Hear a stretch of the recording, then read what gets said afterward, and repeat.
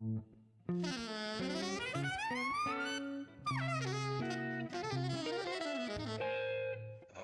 Jazz.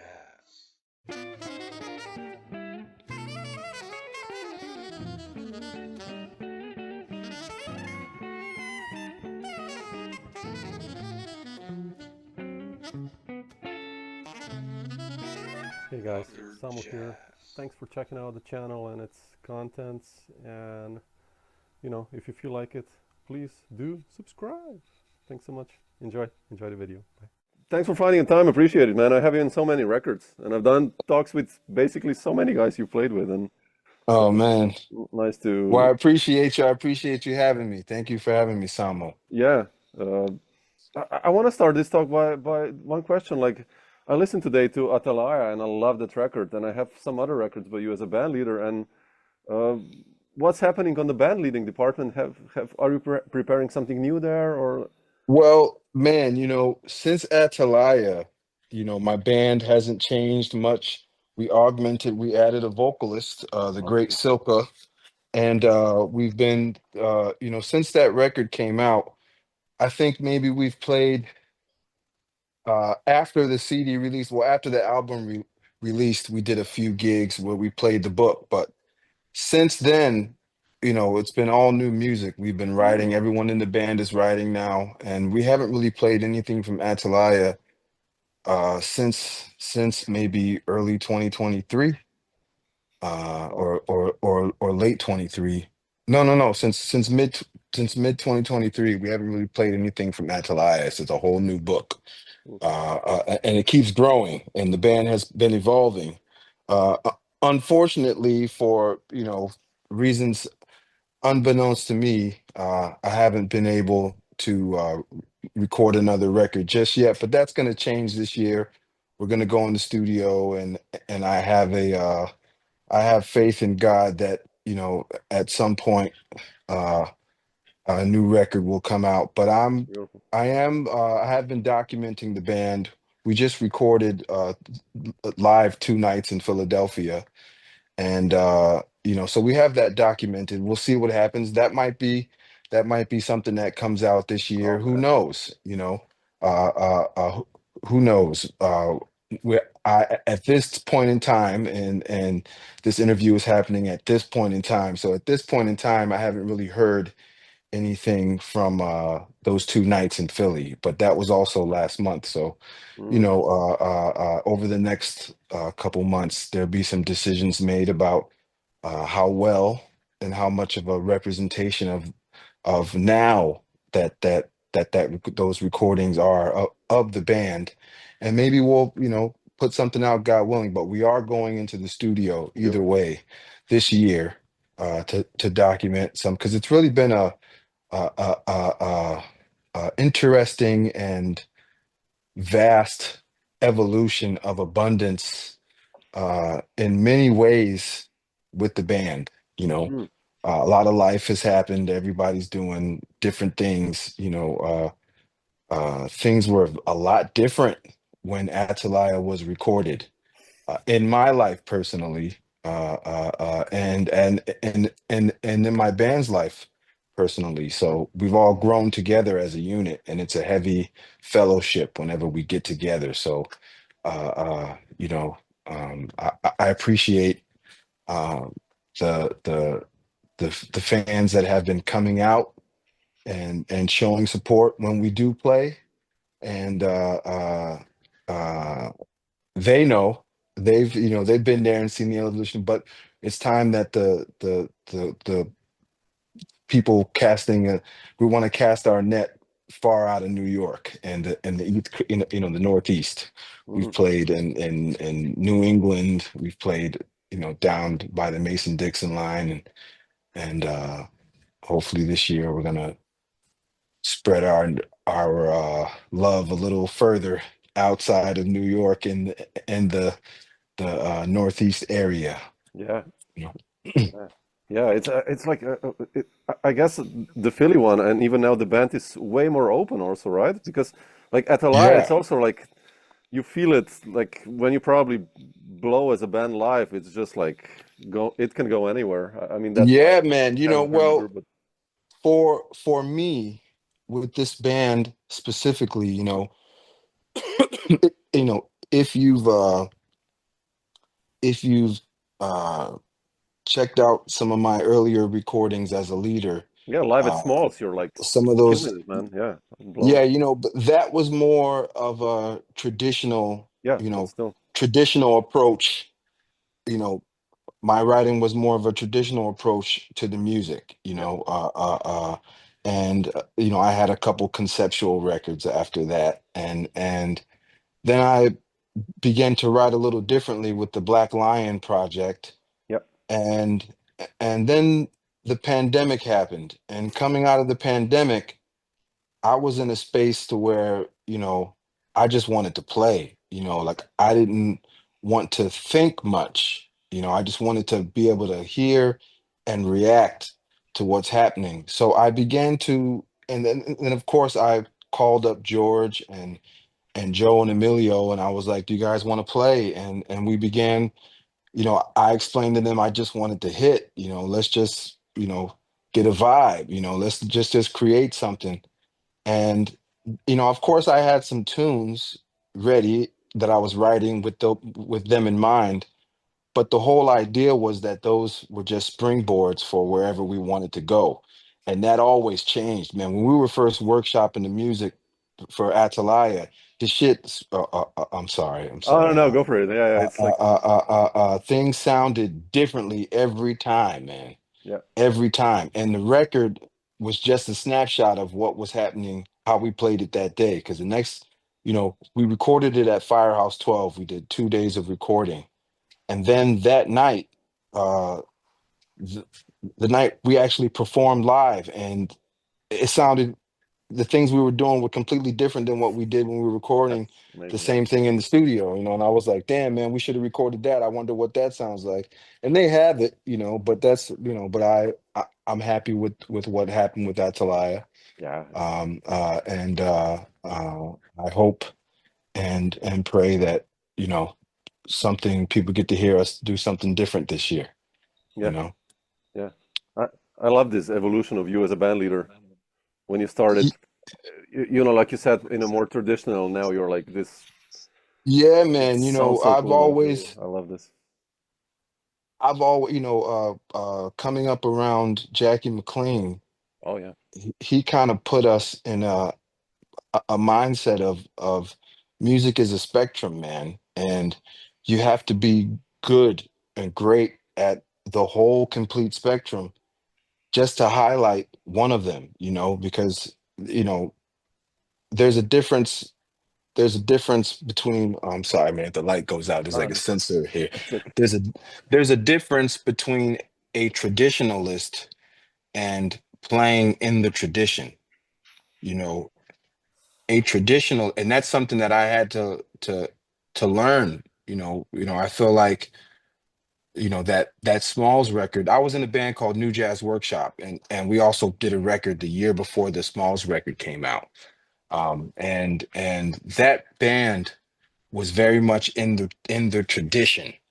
We weren't traditionalists. We weren't Yeah, trying to copy what was done in the past. We were more so trying to emulate the spirit and channel ourselves to the spirits of the past. So that's what, you know, that was my starting point. And then I also, during that same time that I was, recording, I was also playing a lot of what quote unquote avant-garde. I prefer to, just call it creative music. yeah, absolutely. Yeah, I was playing a lot of creative music then, but that's not what my band was doing. I was still, just as a leader working on this while experiencing. I played in Papo Vasquez's band. Around that time I joined his band, I was playing a lot of bomba and plena. I was playing a lot of different styles, and always, I was playing a lot of electric bass yeah, on the jam band scene at that time. But that wasn't the face card that I was showing society as a leader. I was very much, and then, you know, I can do that because I play an instrument that's predominantly a sideman thing. So mm, when I'm when I'm working as a sideman, I'm there, but my name is not necessarily on the marquee. So, that's possible versus, me doing this is the Dezron, this is this project, Yeah, and yeah, this is this project, and this is this project. And it's like, okay, how many, ways can you show someone what you can do? Just why don't you just do it gradually, Um, yeah, so uh, uh, uh, uh, in a sense, the evolution has been organic, and I've learned a lot about myself in the process. And over time, there were, I'm approaching 45, and as Jackie Mack used to say, 4 and 5 is a nine, and nine is everything. If you're hip to numerology, I'm approaching 45, and I can't necessarily uh, uh, uh, physically do the things that I did when I was in my 20s and when I was, but I've figured out other things that I can do, yeah, and I know what it takes to get to those things that I did when I was in my 20s. And if I want to do it, I know I can,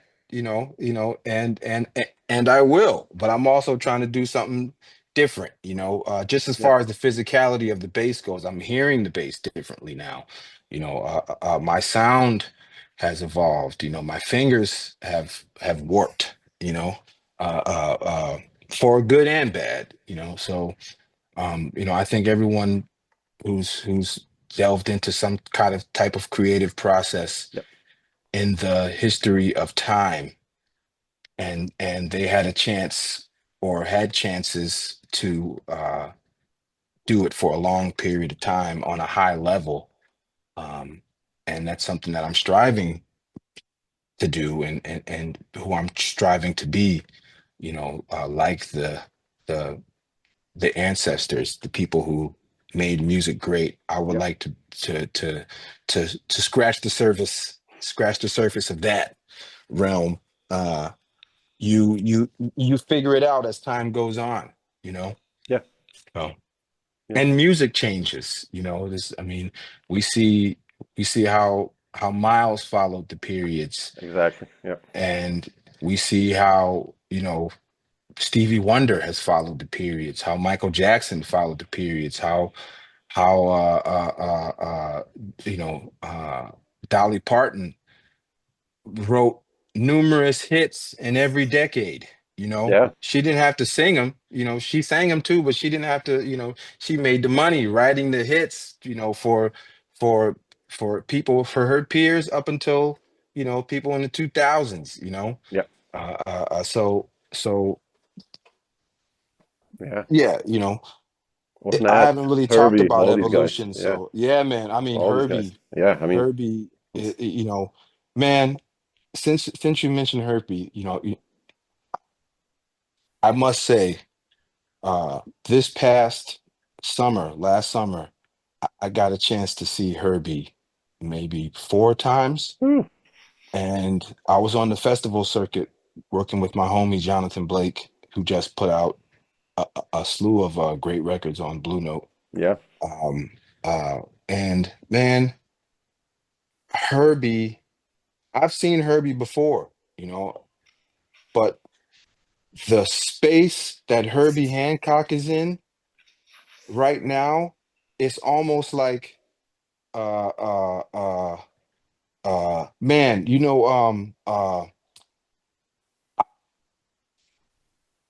recently I just saw that new Fantastic Four movie. Hmm. I'm not sure if you have if you've seen it, where they have a baby and and Yeah, I and know about it, but I haven't seen and it yet. Yeah, yeah, sure. and so if you know the story, that's when Galactus is introduced, man. And Galactus, the size, the actual man, when I saw Herbie play the stuff he was playing, the way he was playing, the space he was in, it was literally like Galactus was on stage, man. Like this person looking at you can see him, he's looking at the universe as a small little dot. He's Mm, seeing, he's way beyond his thinking is way beyond what I mean, every time, man, I was like, yo, what is going on here? And I've seen Herbie, man. I'm a devout student of the music. I'm listening, I'm Yeah. listening to everything, but we've also had a chance to see some of these masters evolve, man. Yeah. And to see what is to watch and witness where his mind was going. I know them cats in the band have they're still sweating, like they're and they're playing on a high level. The level that they're playing on is even greater. It's like it's one unit, and they're shooting Herbie off into outer space, and he's just flying, floating up there, man, and seeing Yeah. things that, like, man, I wonder what Venus and Jupiter look like, man. He knows, you know, Yeah. That's nicely he put. Yeah. knows. I mean, you could say the same about Wayne Shorter. Yeah. You could say the same about, these cats that continued they continue to give us art and beauty on the highest levels of music, you Yeah. know, Yeah. even within the realms of something that they've done before. Herbie's playing all of his hits, but they don't sound like they did. He's pushing it. Yeah. It's like, Yeah. yeah, he's like, man, and different every night. Like I said, I got to hear him four different times while they were on that festival circuit. And I'm like, yo, this is crazy. Absolutely crazy. You know, And he's 80 something, right? That's like, it's it, dude. it, Yeah. it's inspirational on another It level, is. man. It is. You know, Yeah. we're Yeah. not worthy. Did you experience that, like playing with the elders? I mean, I know you played for a long time with Louis Hayes, and that Oh man, record with George Cables with Victor Lewis, man. That's so good. that's Like, something, I've been blessed to be around a lot of masters, and yeah, that's why I can honestly say, you know I'm not, I've always been in the situation where I wasn't, I felt like I wasn't worthy, but I was grateful that the masters saw something in me to give me the chance to be there and yeah, go through those experiences with them, and I feel like I I helped. I feel like I contributed to those moments and times that I've spent with Pharaoh Sanders, the moments and oh yeah, time that I spent with uh, Jackie McLean in and out of the classroom, the moments of time that I've spent with Lewis Hayes, close proximity with that ride cymbal, man, yeah, the moment in times that I've spent with George Cables and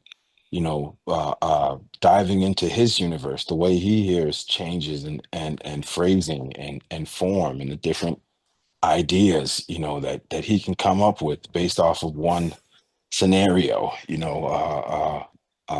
I've been blessed tenfold in that case, and I'm continually, being blessed working with the OGs, the guys that were OGs when I was young, and now I'm an OG, or I'm getting close to being an OG. I hope to be an OG for a minute. you know. Uh, uh, um, but yeah, I can say, we're not worthy of that space that Herbie's in. I'm not saying we're not worthy, meaning it's not afforded to everybody. No, it's afforded to us, but I can't do that shit. You know, not yet. not yet. Yeah, yeah, yeah. But I I wanted hope to. to. I hope to be in that space. You know, Yeah, till then, I'll continue to make sure the popcorn's ready so I can enjoy the show. that's nicely put. Yeah, you mentioned Jackie. I did this talk with Eric McPherson a while ago, and That's you my know, big brother, man. yeah, I love It's one of my big brothers Emac, musically. like one of the best drummers out there, like definitely. And No, he's one of one. yeah, He's one of one. yeah. I wanted to ask your experience with Jackie. How important was he for you, like for your musical and personal, I guess, development?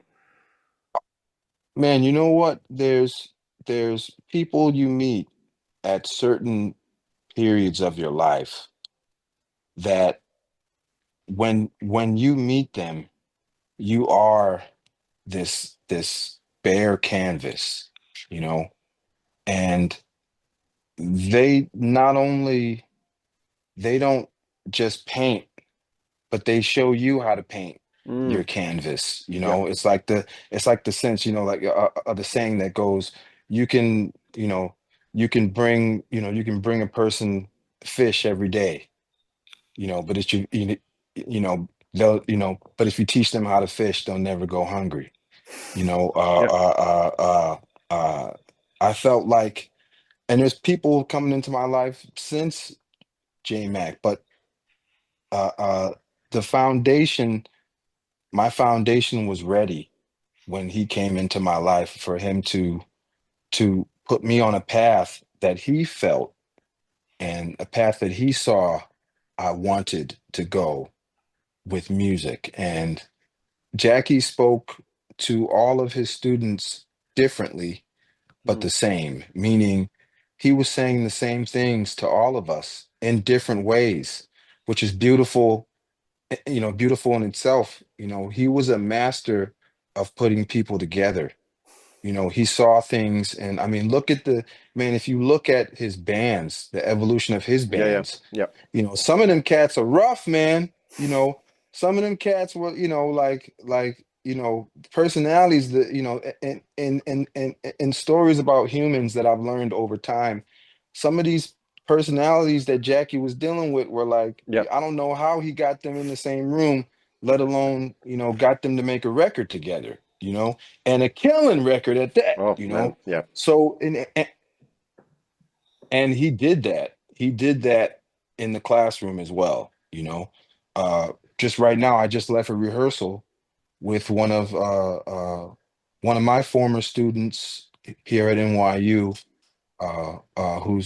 who's now um, uh, getting ready to, break out of college and start his life. But he's using one of his mentors, who's one of my brethren in the great alto saxophonist Chris Allen, who's also in the band. And Chris was one of Jackie's proteges, one of Jackie's students. So Oh, I like and the that. same things that Jackie said to me, he said to Chris, but so that Chris could understand it. And Jackie spoke to me so that I can understand. And he spoke to my homies so that they can understand, to Nat, Steve Davis, and Wayne Escoffery, and Jimmy Yeah. Green, Julius Tolentino,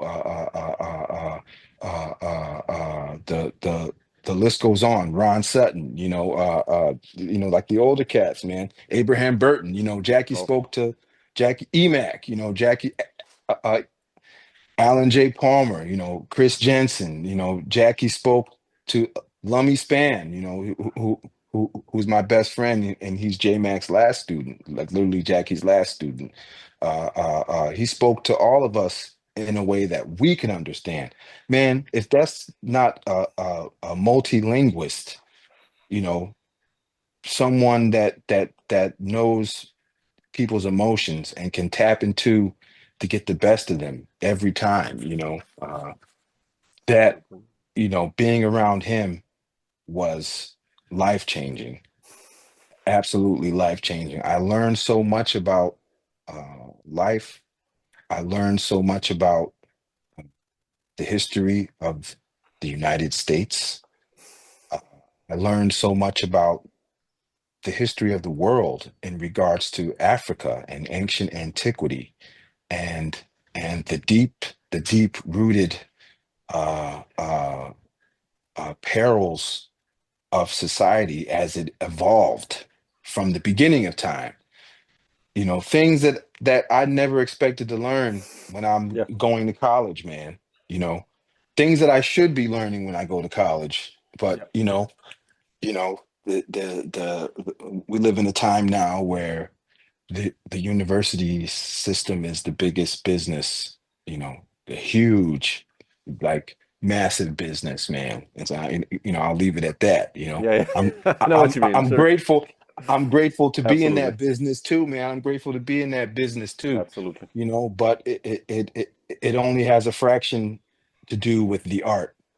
Yeah. It only has a fraction to do with the culture. The other fractions of all of that and life. It only has a fraction to do with life. The other fraction of that is to be able to live it and understand it and do it and be in it so that you can communicate within it. you know, Yeah. Yeah. Yeah. Yeah. It's you know. you mentioned playing now on a session with a student who's gonna come out from college and checking the scene and start getting gigs. How was it like for you? I guess early 2000s when because I checked the records. I have you on so many records starting like from 2005 on, and you started to play with everyone. Like when you came Hmm. like finishing college, how was like New York back then, like mid 2000s when you entered like getting gigs and stuff like that? Man, because I play an instrument, uh, as a sideman, um, I was already tapped into the hustle of just trying to play and get better, and I did that in Hartford early on. Mm, But at the be, with the leadership of Jackie McLean, he was pushing all of his students to lead and write early, man. And he was like, my freshman year, he saw us playing. He's like, man, you guys need to start a band, man. Write this music, write your own music, man. And play, no, play all those tunes, man. Play the whole tradition, play all the standards, play it all, man. But also write your own music, man. Get out there. And he called me on the phone. He'd be like, hey, Desmond, man, when you lead the band, you need to stand in front of the band, man. Stand in front of the band. Mingus stood in front of the band, man. Bring the bass up front, man. And I was always nervous about that. But he was saying that early on. So I knew what I wanted and who I wanted to be as a leader early on. So I I I I was patient and I wanted to learn everything that I could be as a sideman. I wanted to mm, learn and I wanted to be around other and watch other, be sideman with people, like become a part of the support system while learning the business, always being the youngest cat i- in the band. I was quiet, you know, live and directly. I was probably a little loud too because I was a young hothead, but I was learning. I was constantly learning. And New York was different because there was a gun smoke left of all the masters that yeah, were here, when I was in college. When I was in college, Billy Higgins checked out. Joe Henderson had, checked out. We were not too far removed from Kenny Kirkland leaving the yeah, bandstand. Grover. It was like these, heavyweights, man, and there were some heavyweights that were still around. Jackie, Sonny like kicking major, lifting weight on the bandstand, man. Wayne, Freddie was still here when I was in college, man, but he checked out not long. He checked out not too long, after I got out of college. So it was like, and some of my peers were working with these masters, EJ Strickland was working with Freddie, sure, yeah, my one of my other best friends, Raymond McMorrin, who lives in Japan now. He, before he moved to Japan, he got the gig with Horace Silver. He was one of the last tenor players to play with Horace Silver. well, Like these cats were still here. I had a chance to be around Pharaoh then when he was making that serious push of a highly youthful energy through his horn. Pharaoh would play, we played Countdown, and he'd take a 15-minute solo, man, at like light speed, oh and man, then he'd walk off the stage, and I'm like, man, I've been playing this tune this fast, not messing up for this long. What is going on, man? Let's take it out before I start fucking up, but oh learning shit, how to like get to levels, my homie, uh, one of my other best friends, one of my brothers in his music coming up, Josh Evans, the great trumpeter, sure, Josh yeah, Evans. He was playing with Rashid Ali, learning a whole other side of the music. Uh, uh, we were all blessed to the ones that were gravitating toward the masters. Roy Haynes was leading great bands. Jaleel Shaw, Marcus Strickland was working with Yeah, him. absolutely. Me and Marcus Strickland first met working with the great Michael Carvin. Oh, one of the best Houston Yeah, drummers then, yeah. one of the greatest drummers to ever do it. And Yeah. one of the great drum educators and the educators of music to do it. So it was a different period. Mulgrew was around, man. And then things started changing. And I've been working blessed to be working in New York uh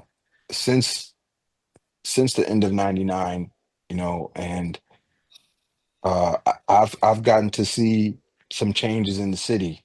And I also was around, the OGs who they saw the changes in the city from the 60s up, Yep. and the people that I consider my big brothers like Abe and Emac, they saw the changes from the 80s up. They were the two of them. I thank God for the two of them, Nasheed, who were Oh, who sure. were who were kids in the village when all these superheroes, you know, were living here and thriving here, man. And they were watching them like, oh man, Elvin, Art whoa, Blakey, and all yeah, these yeah, cats, you know man. what I'm That's saying? Like, amazing. Yeah. yeah, man, Elvin, I got to Yeah. see Elvin. Uh, I stood outside of the Blue Note, you know, man. I got my first tour playing with this blues band, and we played at this club called Terra Blues. This is maybe like 2002. I was still in college. I had left. I took a year off in the middle to go on tour with this blues band at with Jackie's blessing. And we played at Terra Blues, and someone was like, "Man, Elvin's playing at the Blue Note." And this is when the Blue Note used to have like it was like these fishbowl type circular windows. And man, I remember standing in the window. I watched the whole set. Elvin had the oxygen tank, and he kept hitting the bass. There was two cinder blocks holding the bass drum. I think the band was Carlos McKinney, Delphio Marcellus, Mark Shim, uh Gerald Cannon on bass, Yeah. and man, Elvin was hitting the bass drum and the cinder blocks were falling off. And then here comes his wife Keiko. She's coming to put the cinder blocks back. I'm witnessing this outside of the window, man. I was like, yo, this cat is Hercules, man. Yeah. And It there's was. everything swinging, you can hear it clear. It was like with the oxygen tank, it was like, oh man, seeing something like that was inspiring on so many levels, and it kept happening. It was like every day you would see something like that being in New York during the from the period of 2000 to 2005. It was absolute madness for me, for someone that wanted to be around the masters, seeing McCoy's you know group, Yeah. seeing McCoy's group evolve, going from Avery Sharp and Aaron Scott to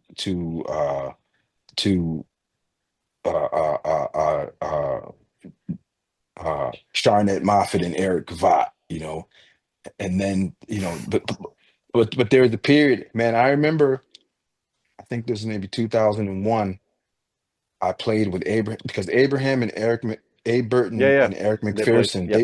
they took me under their wings when I was 18. They were like, Wow. "Come here, man," and brought me. I was hanging in the city with them just about every weekend, almost every week, and they were like, you know, literally like putting me through, you know,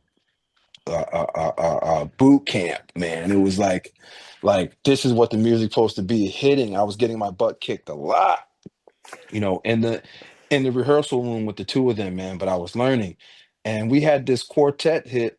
James Hurt. It was James Hurt, Abe, Emac, and me, and we Wow. were we were playing the late set after McCoy Tyner with Stanley Clark, and I think it was Stanley Clark. Can't remember who was on drums, but I know it was Stanley Clark. And I remember I freaked out. Like they were like, "Yeah, G, we got this gig at the Blue Note."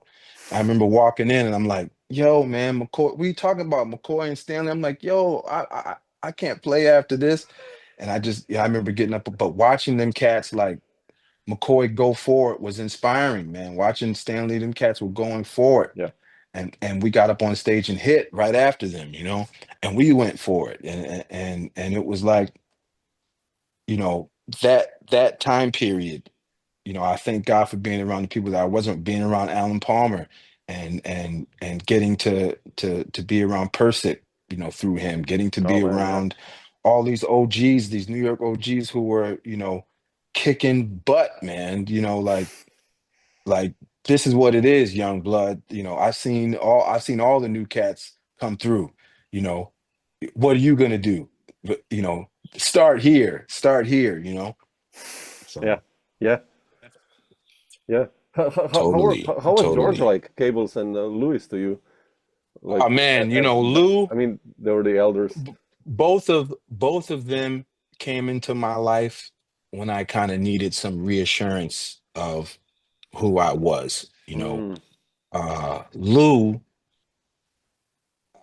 in I kept bumping into Lou Hayes, um, in the Harlem area, specifically near Smoke, for like 4 or 5 years, and mm, I was always nervous being around him. I'm driving up from Hartford, hanging at Smoke, which had newly become Smoke because it used to be Augie's and yep. whatnot. Um, and and I remember A. Burton said, "Man, I've been talking to Lou about you," because he was working with Lou in one of Lou's bands. He was working in Lewis's band. Lou also had the Cannonball band at the time. But he's working in Lou's bands. I've been talking to you, I've been talking to Lou about you. And at that time in my life, I had been playing a lot with my peers. I had been doing my best, and I was playing a lot of mixed meter music, doing my best to be a part of the scene, man. Yeah. And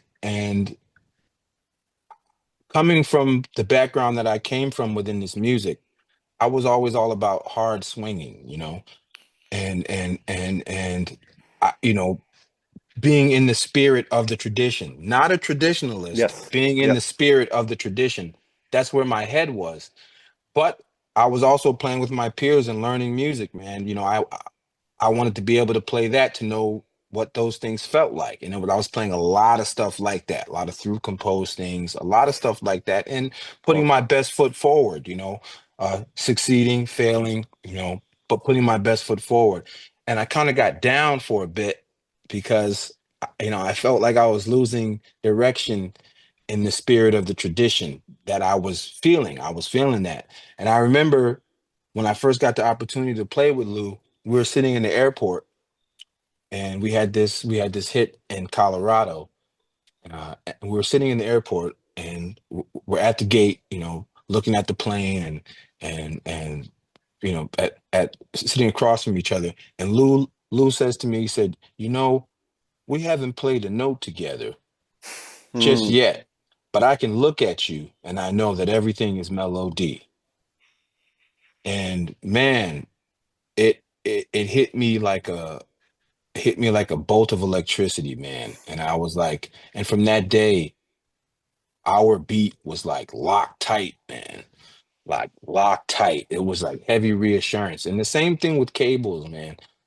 I remember when I first got a chance to work with him, I had so many questions about so many tunes that I sure. loved of his, man. I Sure. loved them of his, but it was like we were working in the Dexter band together, and he was surprised that I was already on his vibe, man. It was like, and then he started calling me for his trio stuff, and I got, like I got a chance to hear all the hits, and then learn new hits that I hadn't found, and then because as a young musician, you know, you you know you get flooded with a lot of music, and you latch on to whatever you latch on, but Yeah. sometimes you don't latch Yeah. on to everything. And if you continue to be a student of the music, it all comes to you at some point if you let it, you know. And I had discovered what I thought was, what I when I thought I knew 75% of Cable's book, you know, I really only knew like 45%, man. And I was like, whoa, there's some other shit happening, Yeah. and George is such a masterful musician, band leader, improviser, and creative, but he's also like an amazing human being, man. You know, and he's a heavy sports fan, and I'm a heavy sports fan. And I enjoyed talking with George about sports because I felt like I was talking to myself or talking to my dad, Yeah, you know, talking to my dad about sports. Like he knew all the stuff, man, stats. Like he's a diehard Mets fan, and he's the only person I know that could like he'd be playing his piano and he'd be watching the game in the glare of the Steinway sign, like the glare of the lid on the yeah, yeah. piano. He's watching the game and he didn't miss. We'd be in rehearsal and he had the Mets game on, and I'm sitting here sweating playing the music. And George is ripping a solo, and then all of a sudden he stops and watches the cat hit a double, watches the cat hit a home run. I'm like, yo, how are you doing this, man? I'm still not playing the bridge right, man. Come on, man. You know, Oh, so that's both Lewis and George have been like anchors of reinsurance, uh, for me in life and music. You know, yeah, yeah. It's incredible, and both basically, still doing it, right? I mean, oh, totally, it's totally, amazing. I find that's totally, amazing, man. Like in, totally, man. Lou Hayes, Ron Carter, yeah, Kenny Barron. yeah, yeah, They are on another plane, man. They're all on another plane. Like they see it the way they see it. It's kind of like that Galactus, man. Like you want to get to that point where like you don't just see what's in front of you, like you see time, man. yeah, You see how it's moving, and not everyone's afforded the opportunity and capitalizes on the opportunity to be in that space. We all want to be blessed to grow old, but it's a blessing to grow. How you doing, Professor Schroeder? It's a blessing to grow in time and still be on a high level of creativity and musicianship, to keep that yeah. despite what happens to your body physically. you know it's almost like it's like Yodas, man. It's like a whole bunch of Yodas going around, and Exactly, you're yeah, like, man, yeah. can this cat lift up this all of a sudden the house is levitating, and you're like, who's doing that shit? And there's Yoda sitting right there, and he's like, see, I told you. Bam. Actually, yeah, yeah. Yeah. Man, I just wanted not to take too much of your time so that you can back to the rehearsal. But like, how did you end up in the kind of the jam band thing, like in Trey's band? Like, so I so was quite my surprised to see you there in a way, but also not. my great friend, and dear friend, Jennifer Hartswick, she's like a sister to me. Um, she first introduced me to the jam band scene. I was a Dave Matthews Band fan Okay. all throughout middle school and high school, heavy. I was a Dave Matthews Band head, but I didn't know about Fish then. And I sort of knew about Jerry Garcia, you know. I didn't know about the Dead though, but I knew about Jerry Garcia then. And I was, playing all that kind of stuff while I was in middle school and high school, man, Mm. and playing all kinds of music. And then I met Jen, and she was studying at Hart, and she blew me away as a trumpet player, man. She was like, you know, I think I was a freshman and she was a sophomore when we met. Oh, no, no, no. I redshirted my freshman year. I actually started late. And but so I met Jen during her freshman year. And I wasn't actually officially a student, but I just got yelled at by Jackie McLean. And anyway, that's when we met. Yeah. And so she knew I played, she saw me playing electric, and she kind of introduced me to the scene in Burlington. The second time going up to Burlington was with Jen Hartswick. The first time was with hey cats, man, I'm sorry about that. Sam, with these are the cats. This is Aditya. This is Sam. Sorry, guys. Kidnapping Kim. Man, I'm looking forward to the hit, man, and I'll definitely check out that ballad. I'll be ready for it. I heard how it was moving. So thank you, man. Killing, baby. Yeah, man. See you tomorrow. Um, Say, Madita, you're not leaving yet, are you? Okay, okay, great. I got to get some details from him. Oh, no Um, worries. We can uh, wrap it up so slowly. No worries. so what was I? Sorry, what was I talking about? I kind of got Oh, about derailed. the jam band. Yeah, how you got So into it. Yeah. Jen, Jen began to introduce me to the scene up in Burlington, and I was like, man, my first time going up there with her, it blew my mind. I'm like, yo, I feel like we're on Mars. Everybody here knows the Stevie Wonder songbook. They know the Earth, Wind, and Fire songbook. And these are all bands, like the scene was like soulful music, like all like Bill Withers tunes. Like they like knew them. It was like Oh.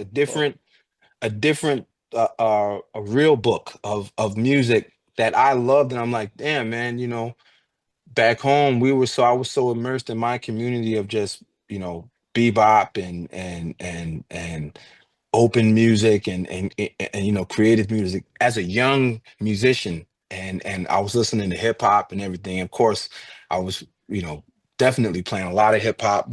I was doing a lot of that things in a small tight knit community at heart. And then I got up to Burlington and it was like everybody was doing that shit, and I felt like I fit right in.